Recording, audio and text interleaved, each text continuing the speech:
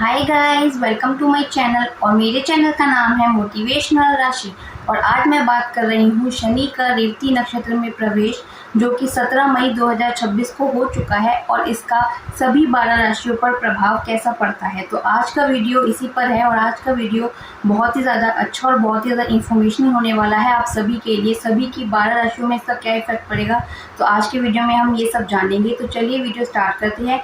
Video को पूरा देखिएगा, वीडियो को बिल्कुल भी स्किप मत करिएगा। चलिए वीडियो स्टार्ट करते हैं। Let get start. 17 मई 2026 शनि रेवती नक्षत्र में प्रवेश कर चुके हैं। इससे पहले ये उत्तरा भाद्रपद नक्षत्र में चल रहे थे, जो अब 17 मई 2026 को रेवती नक्षत्र में आ चुके हैं। और ये 17 मई 2026 से लेकर 9 अक्टूबर 2026 तक इसी रेवती नक्षत्र में रहेंगे। तो ये जो गोचर है, ये जो शनि का गोचर है, ये बहुत ही ज़्यादा महत्वपूर्ण है हम सभी के लिए। और ये जो समय है, आपके कामों को, आपकी पुरानी अटकी हुई जो भी चीज़ें हैं उनको ख़त्म करके नई शुरुआत करने का समय है। तो इस समय पे खोई हुई समृद्धि या किसी भी चीज़ की पुरानी चीज़ों को समाप्त कर नई वापसी का, नई शुरुआत का समय है। तो ये समय खुद को अध्यात्म में, अंतर्ज्ञान में, योग में, ध्यान में डालने का बहुत ही ज़्यादा अच्छा और बहुत अनुकूल समय है।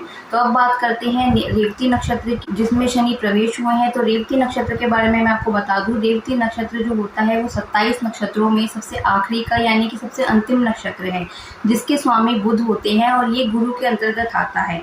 और रेवती नक्षत्र जिसके देवता कुशन होते हैं। और अब बात करते हैं इसका सभी 12 राशियों पर क्या प्रभाव पड़ेगा। तो सबसे पहले बात करते हैं मेष राशि की। मेष राशि में ये गोचर 12वें भाव से होगा, तो इसका इफेक्ट इस समय, तो ये समय मेष राशि वालों के लिए बहुत ज़्यादा वैसा समय है। इस समय पे इन सबको अपने खर्चों पर नियंत्रण रखना है। इस समय पे इन लोगों को सेल्फ एनालाइज करने का समय है, खुद पर ध्यान देना है, आत्मनिरीक्षण करना है। तो ये समय इन सभी के लिए ध्यान रखने वाली बात है मेष राशि वालों के लिए, कि इस समय पे इनको अपने खर्चों पर कंट्रोल रखना है, सेल्फ एनालाइज करना है। और इस समय पे विदेशी व्यापार या दूर के जो भी काम होते हैं, दूर के स्थानों से जो भी आप काम करते हो, उसमें आपको इस समय पे लाभ हो सकता है। इस समय पे आपको नींद की कमी हो सकती है, थोड़ा सा तनाव महसूस हो सकता है। तो इस समय पे अपनी नींद का, अपनी सेहत का खास तौर पर ध्यान रखें।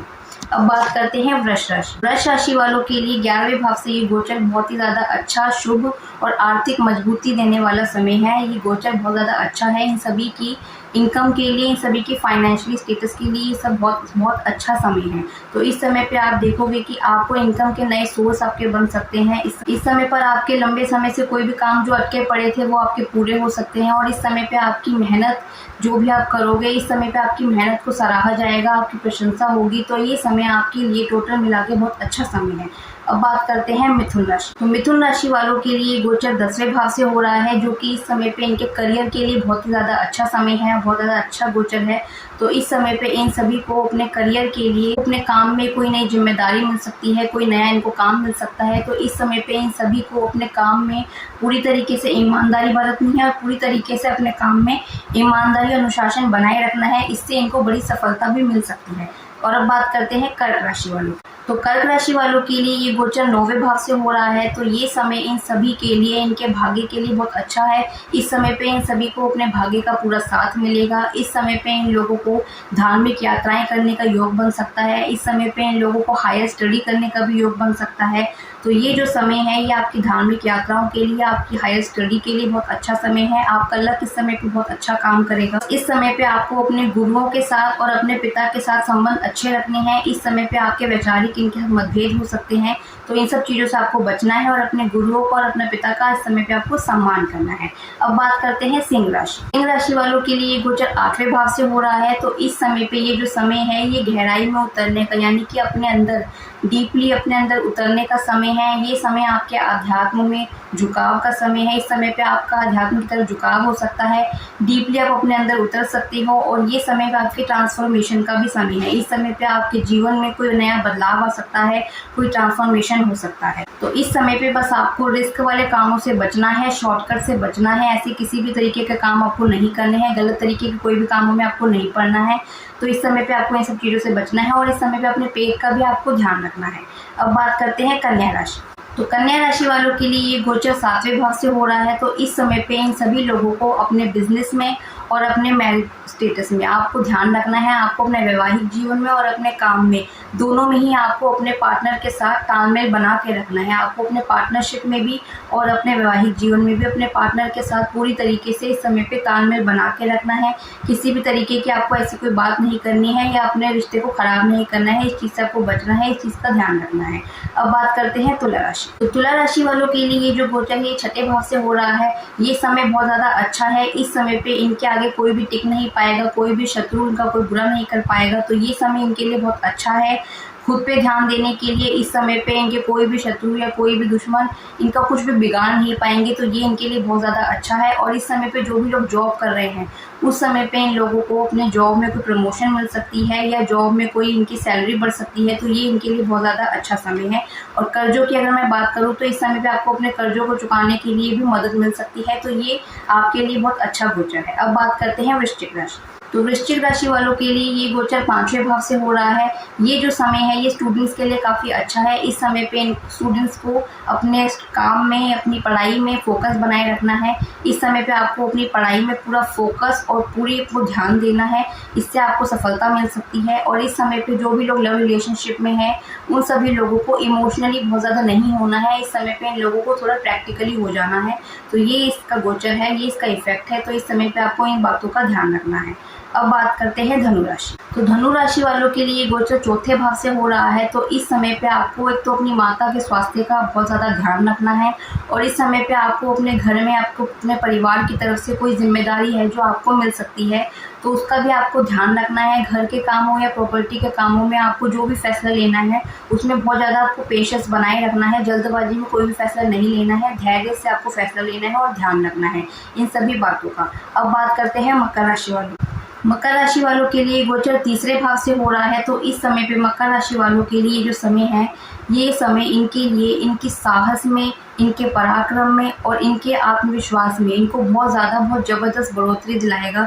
तो इस समय पे आप लोग देखोगे मकर राशि वालों को इस समय पे बहुत ज़्यादा इनके साहस में, पराक्रम में, इनके सेल्फ कॉन्फिडेंस में बहुत ज़्यादा बूस्ट होगा। इस समय पे आप देखोगे कि कोई भी पिछले टाइम से चल रहा, कोई भी पिछले कुछ पुराने समय से चल रहा स्ट्रेस को जो चल रहा था वो आपका कम हो सकता है। तो ये आपके तनाव, आपके स्ट्रेस को कम करने का भी इस समय पे गोचर है। तो ये भी आपके लिए बहुत ज़्यादा अच्छा समय है।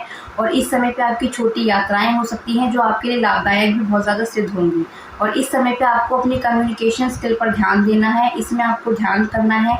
इस समय पे अगर आप ध्यान दोगे तो आप अपनी कम्युनिकेशन स्किल को बहुत ज़्यादा बेहतर बना सकते हो।